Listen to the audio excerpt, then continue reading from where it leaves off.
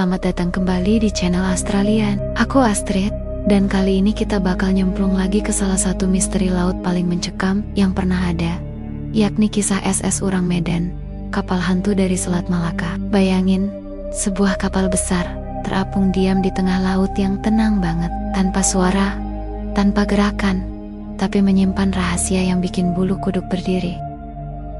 Siap-siap ya, karena cerita ini bakal bikin kalian penasaran, takut, sekaligus nggak bisa berhenti mikir. Dari fakta, teori, sampai hal-hal aneh yang bikin cerita ini legendaris. Ambil posisi nyaman, matiin lampu, kalau berani, dan ikutin aku ke dalam misteri yang belum terpecahkan sampai hari ini. Bayangin, kita lagi di tahun 1947. Dunia masih pulih dari Perang Dunia II, dan Selat Malaka, jalur perdagangan tersibuk di Asia, penuh dengan kapal-kapal dagang yang bolak-balik bawa barang. Lautnya luas, panas, dan sering berkabut, bikin suasana serasa misterius. Di tengah laut yang tenang ini, dua kapal Amerika, City of Baltimore dan Silver Star, lagi berlayar santai. Awak kapal, pelaut-pelaut Amerika yang udah biasa ngadepin badai dan ombak, lagi asik ngobrol, ngerokok, sambil dengerin suara mesin kapal yang berdengung pelan. Mereka nggak tahu, sebentar lagi mereka bakal nemuin sesuatu yang bakal ngubah hidup mereka selamanya. Tiba-tiba, di ruang radio Silver Star, operator radio, seorang pemuda kurus dengan headset besar khas tahun 40-an, dikejutkan oleh suara statis yang nyaring. Dia buru-buru nyatet pesan Morse yang masuk. Pesannya pendek, tapi bikin jantungan. Semua awak kapal, termasuk kapten, terbaring sekarat di ruang peta dan anjungan. Mungkin semuanya telah meninggal dunia. Lalu, datang kalimat terakhir yang bikin suasana makin mencekam. Aku akan mati. Dan keheningan. Gak ada suara lagi, gak ada sinyal lanjutan. Hanya desir statis dari radio tua itu. Aku bayangin, operator radio itu pasti langsung panik. Bayangin aja, kamu lagi kerja biasa, tiba-tiba denger pesan kayak gitu. Jantungan kan? Dia buru-buru lapor ke kapten. Dan Kapten Silver Star, seorang pria paruh baya dengan janggut pendek dan topi pelaut yang agak usang, langsung perintah buat lacak sinyal itu. Ternyata, sinyal datang dari sebuah kapal Belanda bernama SS Urang Medan, yang dilaporkan lagi terapung di koordinat tertentu di Selat Malaka. Silver Star langsung ubah arah. Saat Silver Star mendekati koordinat itu, suasana mulai berubah. Kabut tipis mulai menyelimuti laut, bikin pandangan agak buram. Di kejauhan, mereka lihat SS Urang Medan, sebuah kapal dagang Belanda sepanjang 70 meter. Kapalnya kelihatan usang, catnya mengelupas, dan deknya penuh dengan tali-tali dan peti kemas yang berantakan. Tapi yang bikin aneh, kapal itu diam banget. Gak ada asap dari cerobong, gak ada gerakan di dek, gak ada suara.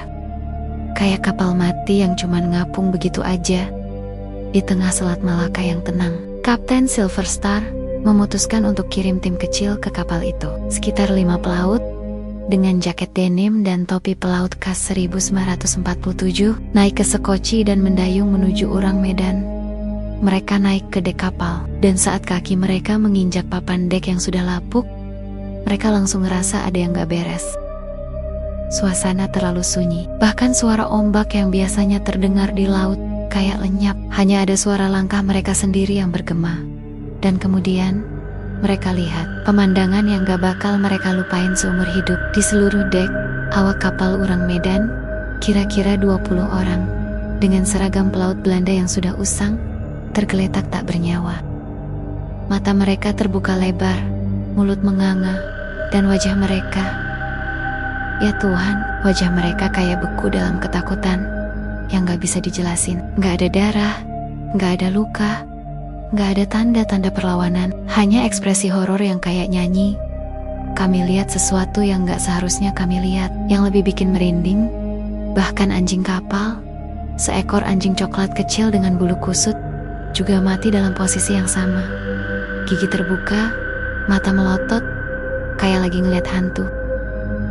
Tim Silver Star cuma bisa berdiri kaku, gak ngerti apa yang mereka hadapi. Mereka masuk ke anjungan, ruang kendali kapal yang penuh dengan peta laut dan alat-alat navigasi tua. Di sana, Kapten Urang Medan terbaring di lantai.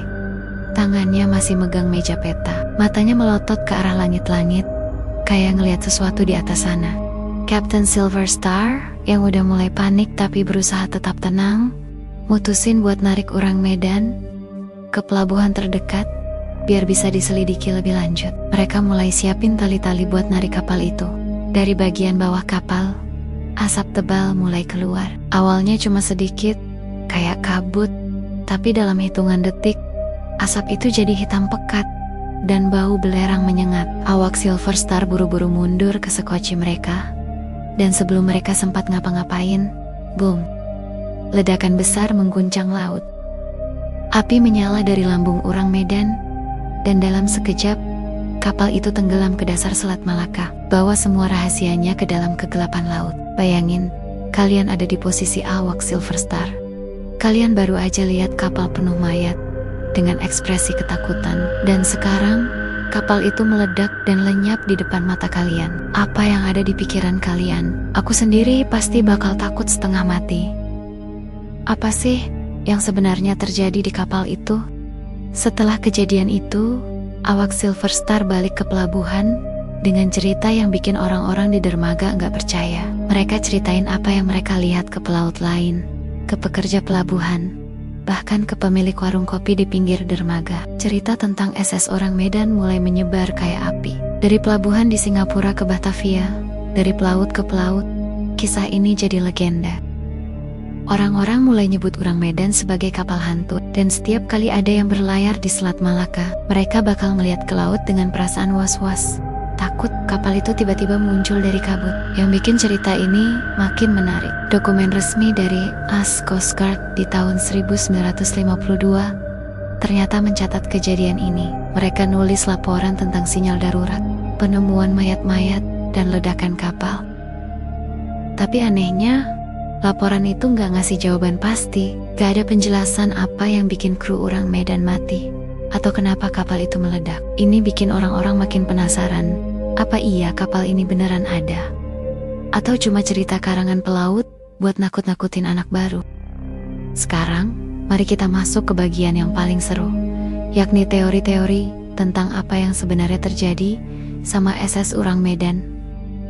Aku bakal bongkar satu persatu, dan kalian putusin sendiri mana yang paling masuk akal, atau mana yang paling bikin takut.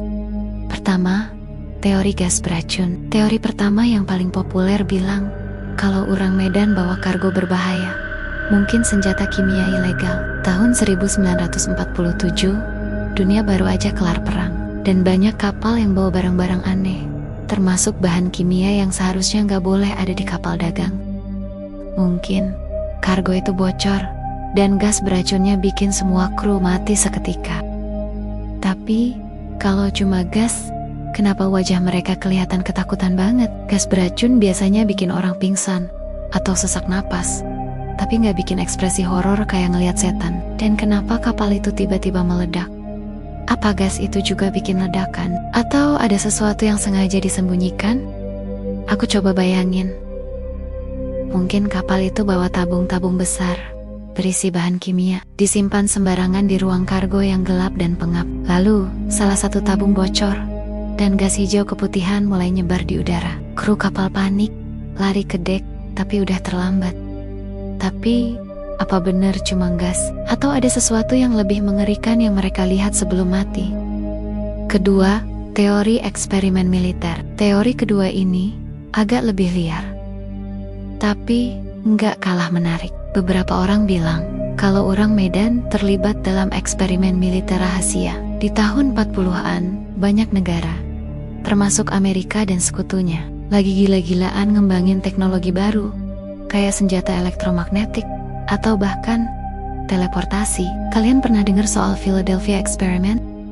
Katanya, kapal perang Amerika dicoba dipindahin pakai teknologi aneh, dan hasilnya bikin kru kapalnya gila atau mati dalam kondisi mengerikan. Nah, ada yang bilang orang Medan juga bagian dari eksperimen serupa. Bayangin, di ruang mesin orang Medan ada alat besar dengan kabel-kabel berantakan dan lampu-lampu yang kedip-kedip aneh.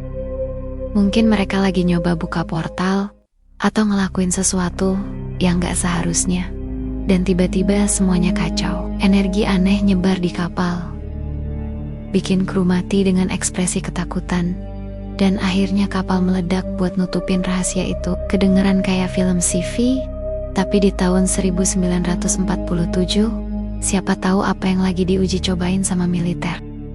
Ketiga, teori supranatural. Nah, ini teori yang bikin aku sendiri merinding. Ada yang bilang orang Medan masuk ke zona yang gak seharusnya mereka masuki. Selat Malaka, dengan lautnya yang luas dan sering berkabut, udah lama dikenal sebagai tempat yang penuh cerita mistis. Orang-orang lokal, seperti nelayan Melayu, sering cerita soal roh-roh laut atau makhluk dari dimensi lain yang jaga perairan itu. Mungkin, orang Medan gak sengaja nyelonong ke wilayah yang dilarang, membuka semacam portal ke dunia lain. Bayangin, di tengah malam, kabut tebal nutupin kapal. Tiba-tiba, dari dalam laut, muncul cahaya aneh. Kayak aurora tapi lebih gelap, lebih menyeramkan. Kru kapal lihat sesuatu. Mungkin bayangan raksasa di bawah air, atau sosok-sosok yang gak bisa dijelasin. Dan mereka langsung beku dalam ketakutan. Mungkin ledakan kapal itu bukan karena bahan kimia atau sabotase, tapi karena sesuatu dari sana yang gak mau rahasianya diketahui manusia. Kalian percaya gak sih sama cerita kayak gini? Aku sih kadang-kadang pas tengah malam merinding sendiri mikirinnya. Keempat, teori hoax. Terakhir, ada teori yang bilang semua ini cuma hoax. Mungkin gak ada SS orang Medan. Mungkin ini cuma cerita karangan pelaut buat nakut-nakutin anak baru di kapal, atau buat bikin suasana di dermaga lebih seru. Pelaut kan terkenal suka bikin cerita-cerita heboh, apalagi pas ngumpul di warung sambil minum kopi atau arak. Tapi kalau cuma hoax, kenapa US Coast Guard sampai bikin laporan resmi di tahun 1952?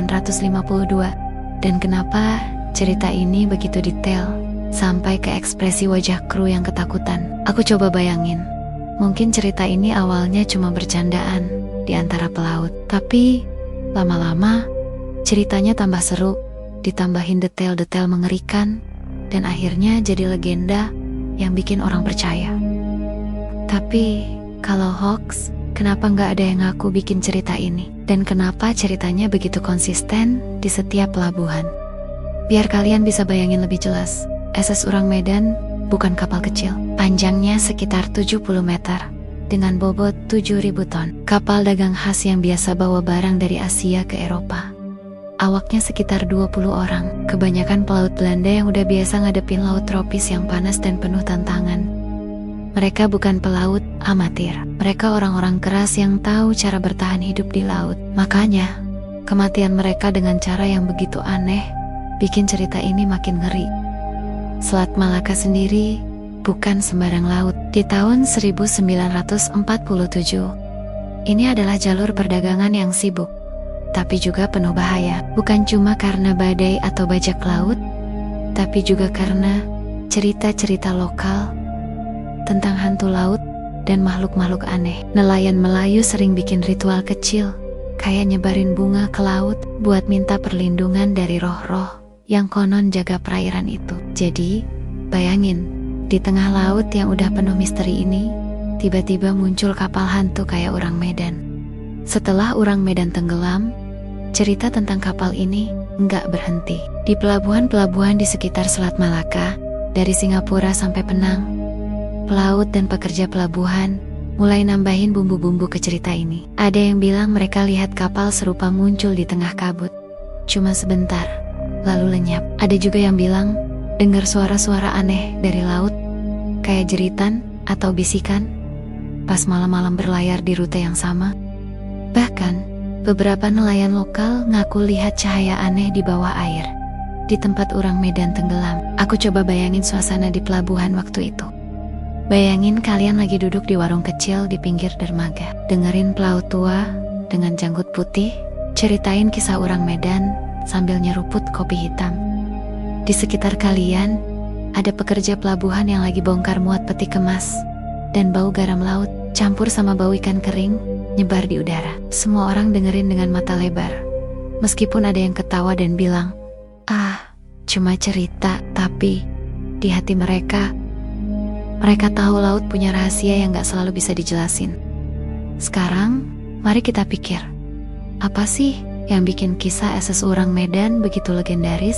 Pertama, ada elemen horor yang universal, mayat-mayat dengan ekspresi ketakutan, kapal yang tiba-tiba meledak, dan misteri yang gak terpecahkan. Ini kayak bahan bakar buat imajinasi kita.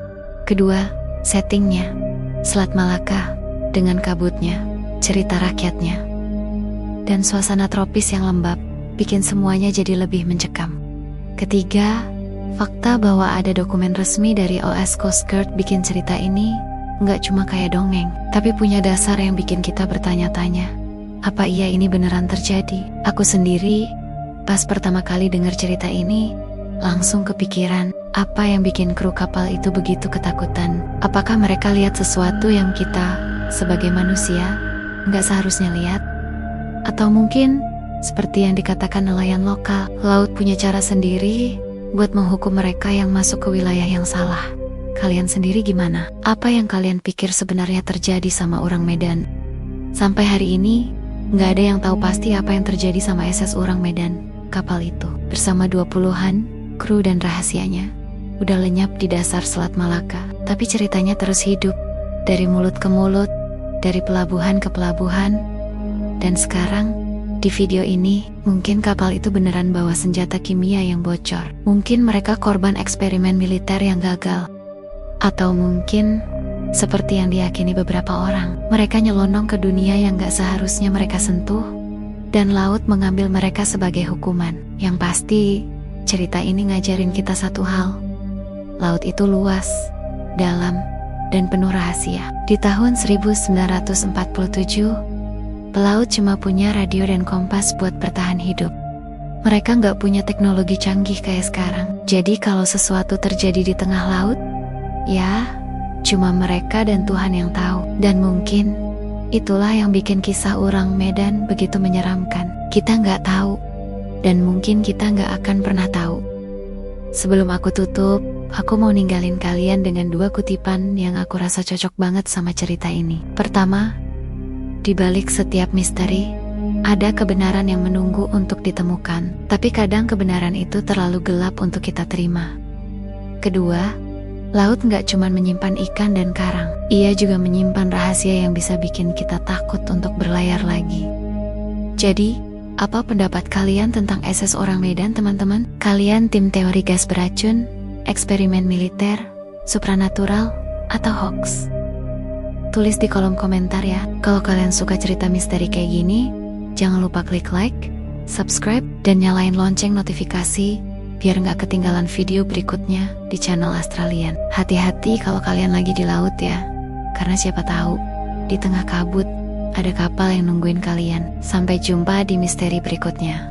Bye-bye.